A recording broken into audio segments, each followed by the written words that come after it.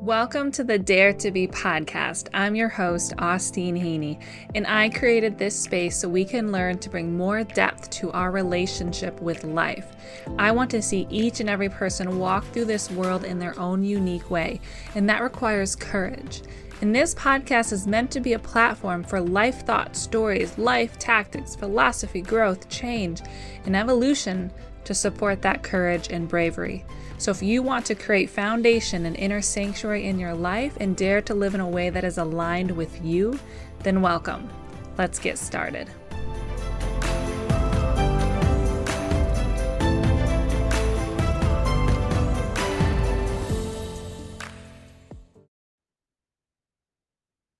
Welcome back to the Dare to Be podcast. I'm Austeen. I'm the host here, and welcome to this sanctuary of empowerment and growth and evolution and really learning how to be in this world in your own unique way. That's what this podcast is all about.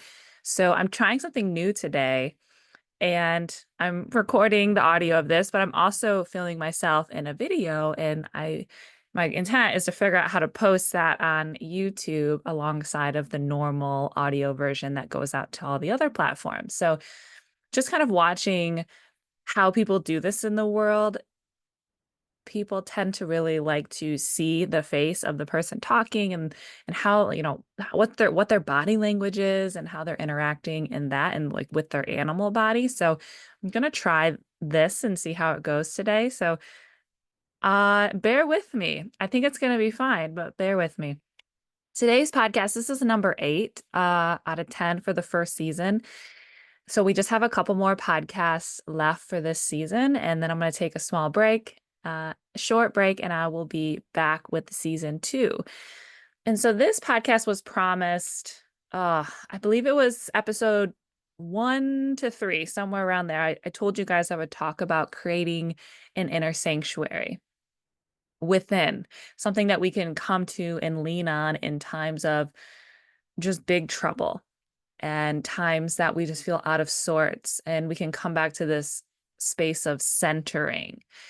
And so that's what this podcast will be about today, is creating inner sanctuary. So here we are, inner sanctuary. What I first want to speak to you about is this idea of a temple versus a house in regards to our body. And the reason why I want to share this kind of thought process with you is the temple for me is within my inner sanctuary. And so it can help define your inner sanctuary within. And everyone's inner sanctuary looks different, feels different, has different qualities to it. It's just completely, person to person, it's going to be different because we have different core values. We have different things that center us. We have different missions, different dharmas. And when we think about creating inner sanctuary, it's going to be a little different for everyone. But the cool thing is that you can use some of the same processes and practices to build your inner sanctuaries. So for me, my inner sanctuary really resides in my heart space, like in the center of my heart. So not really even, towards the left, but what I imagine as my heart chakra, like the middle, the bridge between the chakras, the center point of enlightenment and grounding. That's where my inner sanctuary resides. It's also where my temple resides within my body. So we hear this idea of like the body is a temple. And I think it's interesting. I was recently introduced to this different point of view that the body is more the house than the temple. And so this last year, I've been really working with this idea, because what do you do in a temple versus what do you do in a house? The house is the space that you live in. It's a little bit messy. There's these nooks and crannies. There's a basement. There's, maybe some spider webs, some dust. It's where memories are made. It's where there's big belly laughs. It's where you live. It's where you have honest conversations and where you open up and where you feel comfortable and what you mix and move around and really create a space that is entirely yours. Whereas when you think about it, when I think about a temple, I think about a temple as a place that you go to connect to something bigger than yourself. You connect to universal medicine, great nature. You connect to something that feels, for me, very pure and very selfless in a way. And right. And not maybe of this like earth. It's something a bigger, the spider web, the connection pieces that brings us all together. And that is a very, you act differently in a temple. When you think about going to a temple, there may be prayer, there may be offerings, there may be times you're of service. You may be praying and just being quiet and coming back inwards and letting it's simple. Like the temple feels very simple, whereas the house can feel messy and complicated, but also alive. And the temple feels very centering for me. So there's these two different ideas. You have the house and then you have the temple. And the inner sanctuary resides for me in the temple. It's a space that is my own and that I have built brick by brick. And what I have made it out of is practices and core values. And just like creating a backbone, I have put time and effort into creating a space that I know I can go to and let everything else fade away. And this isn't like the inner sanctuary where everything uh, like melts away and falls apart and like everything's right in the world, because it's not. And so my inner sanctuary and even my temple is grounded in reality. And so my inner sanctuary is where I go when kind of everything's fallen apart around me and I'm not, maybe I'm being outcasted, or maybe I'm in a fight. So for lack of a better word, or a oh, conflict. Ha, there it is. Or I'm in conflict with someone else, or within one of my other relationships. Or maybe, actually for me, also the inner sanctuary is a space where I can come to remember my core values and my like mission and my dharma. So that's what this inner sanctuary represents for me. It's not that I go and everything else disappears and I'm escaping into it. I go to it as a reminder that regardless of what's happening around me, regardless of what other people are saying, and regardless of what their opinions and beliefs are about what I'm doing in the world, I am right with myself. And my inner sanctuary has been built on getting right with myself. And it's a reminder of all these different core values and these missions and dharmas and how I want to walk in the world. And so that's where I go to when things are tough in that way. And it's also, I visit it just to remind myself, oh yeah, my monkey mind, my busyness is going crazy. And I need to like come back in and remember the steps that I'm walking and why I'm walking them to begin with. Like, what is my why? Like, that's what my inner sanctuary goes to or becomes for me. And it holds me in a way that allows me to be different. Because it feels supportive. It feels like the earth isn't crumbling underneath of me. I go to my inner sanctuary when all this is happening around me, when I'm making changes and people don't agree with them and they make it vocal. I can come to my inner sanctuary without feeling like I'm not going to survive, because we have that survival instinct, because we're, pack mentality. And so building this inner sanctuary has allowed me to um, go to the fringes and go to the edges a little bit without fear of not surviving. And that's taken a lot of time and practice. So when we think about the temple, we think about the house, they're two separate things. For me, the body itself is the house. It's what we live in. We need to tend to, we need to clean, and we need to build and strengthen and also get messy in and live. And also then the temple is where I come to connect to source, God, universe, whatever, you use, whatever you connect with. And where I sit in stillness and I'm a little bit quieter and I'm more meditative in mind, and where it becomes more pure and less fogged and clouded by the reality of the world and the earth that we live in now, which is a beautiful place, but it also has so many layers to it, right? And then within the temple, I have my inner sanctuary that has me in it, and it's like the core, it's the purest me, it's my highest self, like my biggest self, my best self is in my inner sanctuary. And it's where I can step in and again disengage from all the layers and the cloudiness that we can get when we are living in the house and when we're living in the world. I think it's important to live in the world, right? We are here, let's live in it. And also, let's walk in it in the best way we can with our best self and our highest self, which won't be all the time. I told one of my service providers this week, I was like, yesterday, best self yesterday. Today, not so best self. I couldn't get there. And that's okay. Like, it's not going to be an everyday thing. Okay, so the inner sanctuary, that is what the inner sanctuary is to me, and where it's at, where it's located. Now, I have taught students who they recognize the body as the house, and then their temples are different. Like their temples feel like they're in their belly, in their pelvis, up in their third eye. It tends to be somewhere in the center of you, but kind of where it's at in the body is different for everybody. And so I haven't found that there's a right way to locate, or there's not a right area that to say your temple's in. I think it's just different for everybody.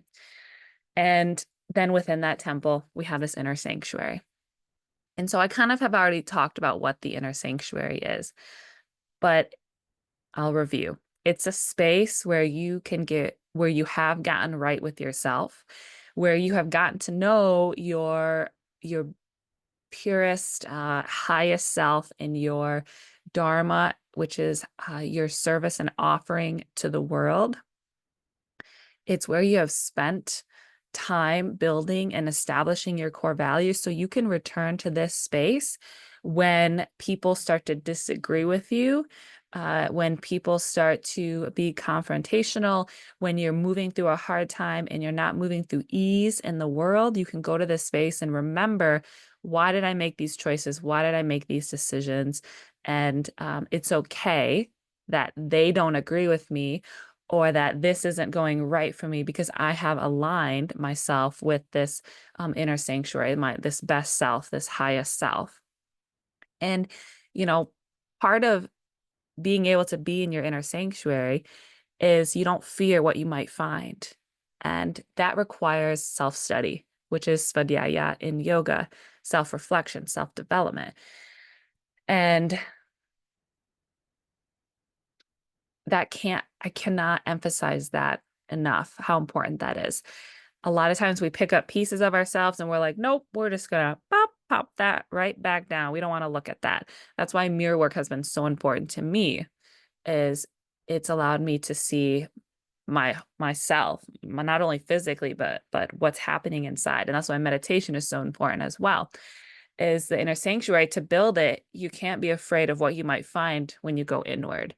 And that's a journey. It's taken me years to be able to build an inner sanctuary. And even then, sometimes I like look around the corner and I'm like, okay, like what's happening in me? What's going on? Because it can be really scary. So I don't want to take anything away from that work. It's a lot of work, but it's important work, especially to build this inner sanctuary, because you have to like move the things out of the way so you can get there. And those things that are in the way are usually, you know, old patterns and narratives and habits and traumas and experiences that we have decided not to look at. And this isn't to say you should go demon hunting. I think there is a thing as too much shadow work, too much time spent in shadow work. Like you're always just going in and in and in, and you are searching for things wrong with you. Like I think that can be detrimental to the process of growing. I do think you should do shadow work. You should do you know, demon searching in a way that's more, it's not really searching, it's more just waiting. Like you have open palms, openness, and you're ready to receive those demons of yours instead of going to look for them, because they will show up, right? You don't have to go searching for them. They will find you, and then you will have the eyes open and you will be able to look at them through this idea of practicing self-reflection and self-study, and know that the things that you do and the things that you feel and the things that you think aren't your highest self. They are not like you as your core. They don't define you as your core. It's just the product of moving in this world. So when you are attempting to begin to build inner sanctuary, it starts with that self-reflection and not fearing what you might find. And that, like, not fearing what you might find is, I guess it's not that you never fear it, it's that it doesn't stop you. The fear doesn't stop you. The fear does not stop you from looking anyways, or being open to what you might find. And once you do that, once you begin that work and you start to develop core values, like I've talked about in the beginning of this podcast, core values, and noticing with lots of awareness and mindfulness, the things that you fear and the situations you turn away from and the conversations you don't have.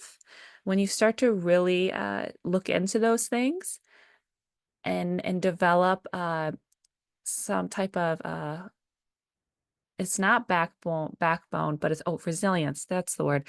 Resilience to them, you can then begin to build this inner sanctuary that you can come to and remember, okay, this is why I'm walking this way. This was my like when I say lowest, I mean like my deepest intention and agenda about the decisions I have made, and they're not wrong.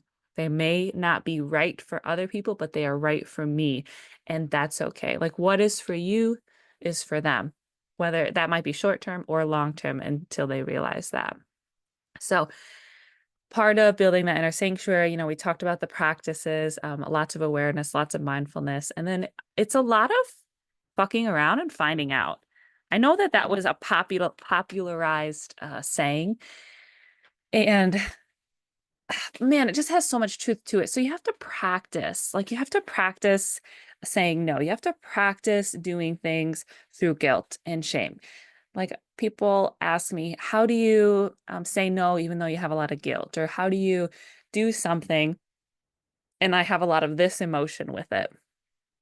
And the honest answer is you do it anyways. You practice doing it anyway. So you start small with these small no's that come with just a little bit of guilt, and then you move on to bigger no's with bigger guilt. This is just the no's, and the guilt is an example of the emotion. It could be uh something else that you have shame about, like maybe what you like sexually, and you start small introducing this like kink that you have, and then it comes with a little bit of shame with a partner, and you do it even though you still have that shame, but that shame's not real. It's not tied to it. Like, it's not together. It's just the emotion that you happen to associate with it. Someone else, that kink might be like soup. The emotion that's tied to it might be excitement, right?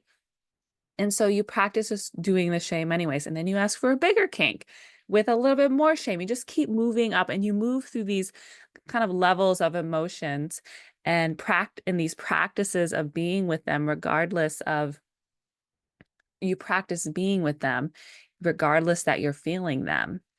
And you start to build resilience, and then you can make these bigger asks. You can make these bigger decisions and move through life in a different way, because you've already practiced being with the emotion that comes, in small ways, in medium ways, and in big ways. So I hope that makes sense. Like, you have to practice feeling them anyways. That is the practice. They're not going to go away. Your guilt's just not going to all of a sudden go away. Your shame's not going to all of a sudden go away. Your sadness isn't going to eventually or right away go away. You have to practice making the decisions regardless of those emotions. And it has to just start small and then makes your way up. I can't remember now how exactly we got on that. Oh, the fucking around and finding out. So So yes, fucking around and finding out that it was term. But the reason why I bring that up is because you have to make a choice and you like, I have guilt around this. And then you find out really how much guilt that's that fucking around. Like, oh shit, that was a lot of guilt that came with that. And you have to just play. You have to play with saying yes to this and no to this, or taking this step and making this decision. Like, if you develop a feeling of curiosity and playfulness around how you move in your life, you're gonna feel freer to make mistakes and to experiment. And I think that's really important. That's going to be part of building your inner sanctuary is and that's how you because that's how you're really going to get to know yourself. Like if you just stay in your lanes and in your boxes of decisions that you usually make because this guilt is or this shame or this emotion is prohibiting you from making different decisions, then you're not going to know the full extent of yourself. And to get into your inner sanctuary, to build it, you need to know as much of yourself as you can, like trying to get to the fullest extent of knowledge and education around how you work and what you want to do in your life. And to get there, you got to practice, and practice equals fucking around and finding out.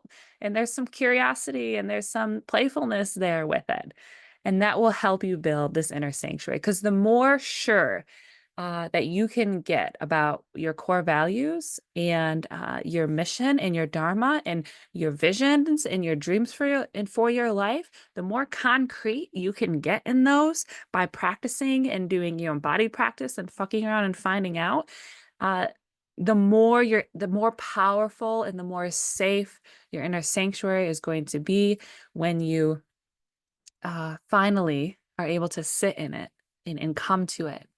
And so this is the outside practices and mental thinking that it takes to begin to create that inner sanctuary. Uh, and it's the space for your purest self. It's purest self and also your most aligned self here on this earth. And to get there, you have to do this self-study, this svadhyaya, and practice. Like the whole life is a practice. I like this week, I attempted to okay, so here's a story. My yoga class that I teach at Adrian College, half of the students came in late on Thursday. And slowly that's been building. Like every week they come in a little bit later and a few more people come in late and a few more people come in late. And so obviously it's something that I've been allowing. So I was fucking around and finding out about how do I approach this. And so I just said straight up to them, I said, okay, everyone or I said half of this class has came in late today. Let's talk about it. Why are you coming in late? What are your reasons? What are your excuses? Like, what do you got for me? Like, what do you need from me? And why are you coming in late? Like, what's happening? And I got crickets, nothing. I mean, they're college students, right? So that was a general assumption I just made.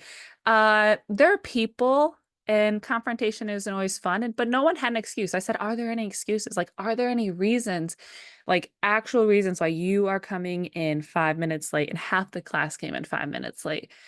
When our time is at 9 a.m. and it's important to respect that. Don't you agree? Still just crickets, just getting crickets. So like this was a moment that I went into it like practicing. I'm going to practice this. I'm going to practice being a little more forward, a little bit more blunt, a little bit more upfront. And that instead of being just a reminder, a class starts at 9 a.m. Like instead I was just like, hey, let's talk about this. Okay. So that was a practice. I was scared. Like the emotion that came up for me when I was practicing this was scared, but I was like, yeah, this fear and scaredness. And I did it anyways. I practiced being with my scaredness, I think that's the word, and fear, and did it anyways. Like that's what it means to practice. And that's how you get through and be in relationship with your emotions is you do it anyways. You start small, right? You don't want to, you know, do a big huge thing like if a big huge fear decision or move or conversation if you haven't practiced kind of moving through smaller fears and medium fears, right? You want to be intentional about how or what decisions you make and what choices you make as you go through this emotion. Like you just don't want to go like 2 feet in with emotions because they're big and they're scary and they'll take your whole body, right? So that's why we want to move slowly with getting to know our emotions and practicing being with them by making these decisions we usually wouldn't, right?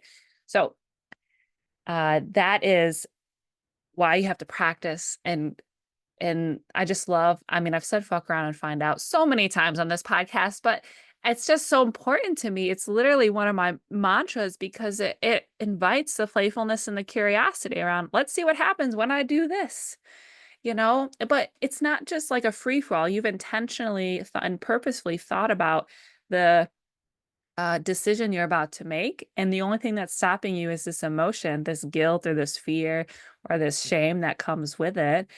And you're like, "Ah, I really want it. Like I see the end, and I'm gonna see what it's like to be through this decision and be through this feeling because I want the end result. And I'm practicing going out. How do I go about this? Like that's all a practice. Life's a practice. All right, so that's creating inner sanctuary. One other thing I want to, there's two more things I'd like to speak on. And one is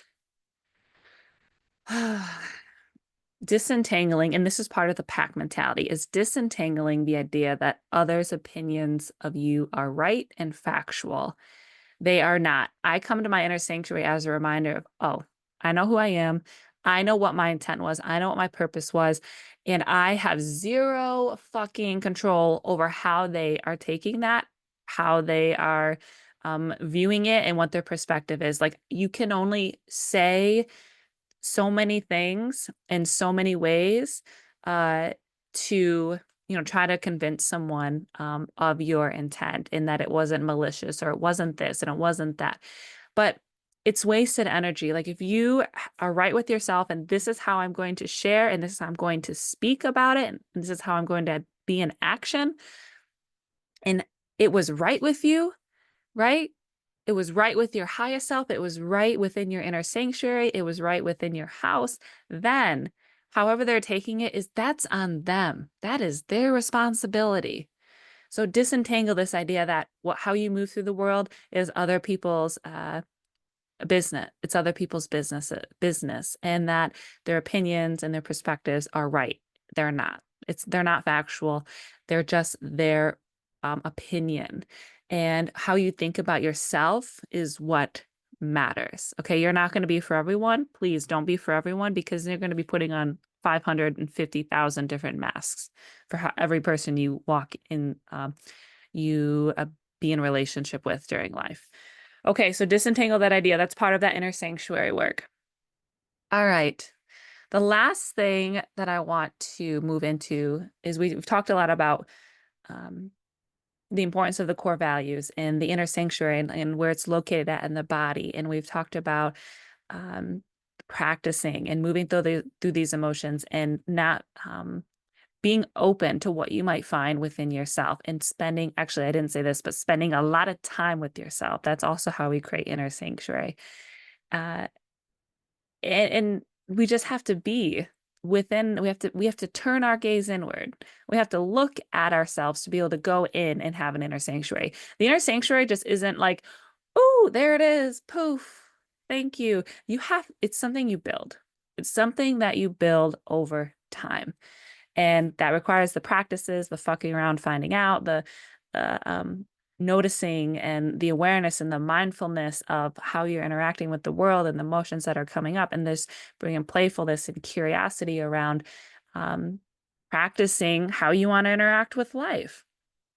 And some of the staples of those inner sanctuaries, the Dharma, the mission, the purest self, getting to know the highest version of you and what you are meant to do in this world. And those are the walls, the foundation, and the couches and the fireplace that's in the inner sanctuary itself, depending on how you imagine it.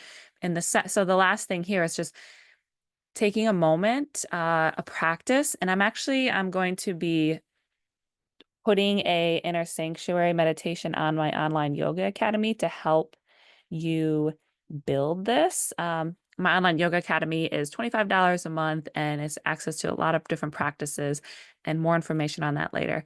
But this visualization, this meditation that you can do yourself without even having to enroll in my online yoga academy is imagining, like, actually in your mind's eye or even in your feeling body, because some people can't visualize, right? Some people have a hard time creating pictures in their head. You can also just feel it. So either feeling or imagining and creating this inner sanctuary.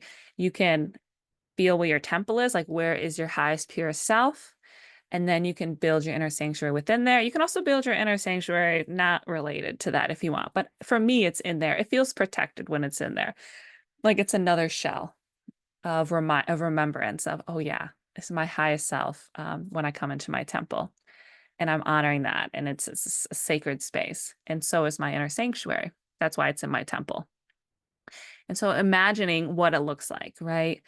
How big is it? What's the shape of it? Is for me, it's like going into a earthy cave, but it's like a bougie earthy cave. There's a fireplace, like a big hearth. There's this wonderful couch that's just like an L-shaped ish, and it's got all these pillows, and there's just really soft lighting, and the walls are dirt and vines. And luckily, like in the cave, even though I say cave, it's not dark. It's like a soft glowing light.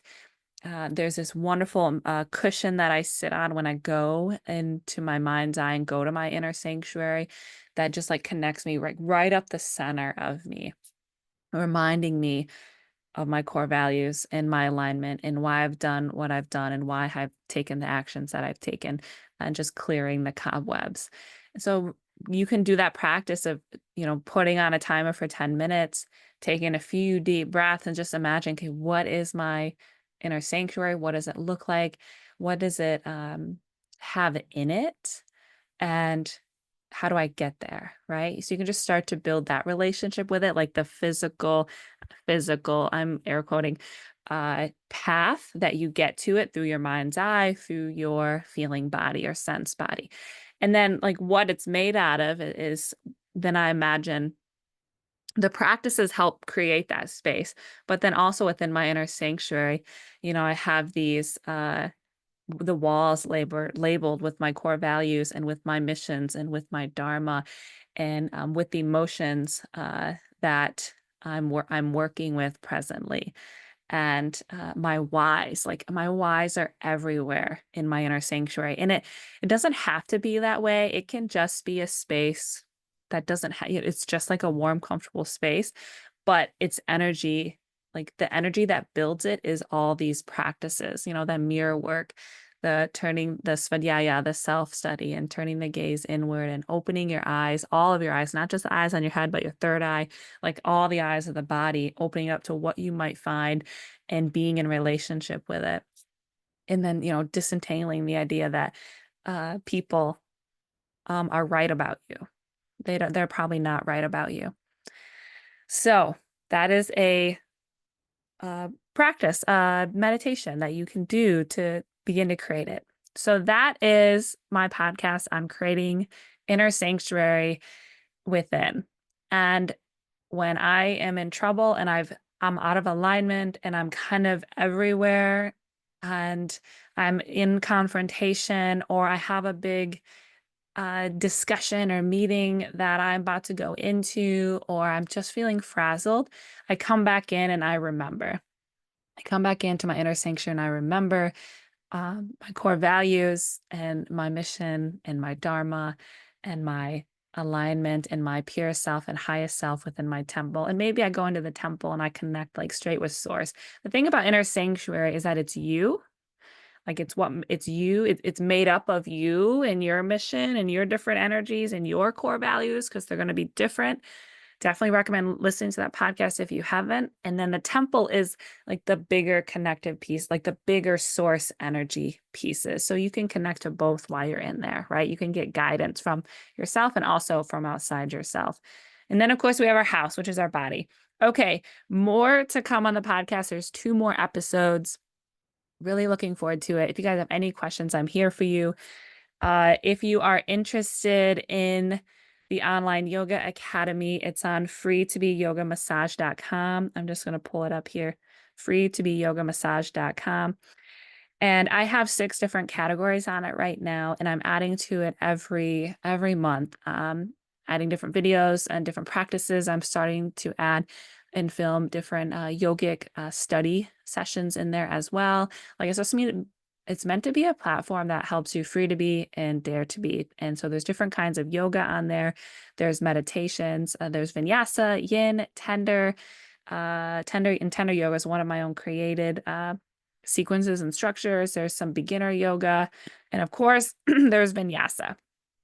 And I also have 1 spot left in my Yoga in Paradise yoga retreat on the island of St. Croix. That is February 23rd through March 1st. It's a shared space. It's $2,500. It's going to be magnificent. I hope that you'll join us. 1 spot left, and it's an all-women group. So we're looking for someone who would like to get on an island and step away and have a vacation. And this retreat is really, it's not about the deep work that I tend to do. This one's very fun, slow, light, and easy. Like that's what this retreat is embodying. And then the Costa Rica one coming in June 8th through the 14th. That one is nurturing the parts of yourself that you've casted out. So that one's going to be like medium level, deepish work, at least for me. That might be deep work for other people. It might be light work for other people, but it's going to be a little bit deeper. And my voice is starting to go. That tells me that I'm out of time. Okay, friends, it's been wonderful. Share this, please, if this has impacted you. This is how the podcast gets out. It's how I get to be of more service to more people. So thank you very much, and I'll see you guys on the other side. Thank you so much for joining me today, my friends. If you found value in this podcast or it made you smile, please consider leaving a 5-star review and subscribe on whichever platform you are listening on. This allows other like-minded people to find me.